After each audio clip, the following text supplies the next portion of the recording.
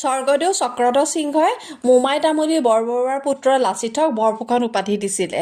লাচিত বৰফুকনৰ জন্ম হৈছিলে 1622 চনৰ 20 নৱেম্বৰৰ চৰাইদেউত। 1669 চনৰ আলাবৈৰণত পৰাস্ত হোৱাৰ পাছতেই আহোমসকলে পুনৰ 1671 চনত মোগলৰ বিৰুদ্ধে যুদ্ধ কৰিছিলে। সেয়া হৈছিলে শৰাইঘাটৰ যুদ্ধ। সেই শৰাইঘাটৰ যুদ্ধত অসমখনক ৰক্ষা কৰিছিলে। আই আহোম যুৱ পৰিষদে মহাবীৰ লাচিত বঁটা প্ৰদান কৰে এজন যোগ্য ব্যক্তিক। 1919 চনৰ পৰা ৰাষ্ট্ৰীয় প্ৰতিৰক্ষা একাডেমীৰ পৰা উত্তীৰ্ণ শ্ৰেষ্ঠ কেডেটক লাচিত বৰফুকনৰ স্বৰ্ণ পদক প্ৰদান কৰে।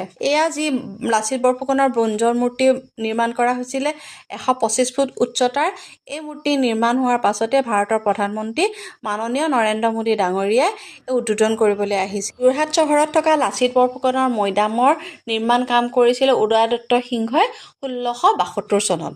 লাচিত বৰফুকনৰ এই মৈদাম আছে যোৰহাট চহৰত। যোৰহাট চহৰৰ পৰা শিৱসাগৰলৈ যোৱাৰ পথতেই আমি ঢেকীয়াখোৱা নামঘৰ পাওঁ। ঢেকীয়াখোৱা নামঘৰৰ ওচৰত বৰ্তমান এখন উৰণীয়া সেতু নিৰ্মাণ কৰি দিলে। সেই উৰণীয়া সেতুখনৰ ওপৰলৈ উঠি নগৈ পেলাই সোঁফালে চাই দিলে দেখিব এটি পথ গৈছে আৰু সেই পথৰ ওপৰতে ডাঙৰ এখন গেট আছে।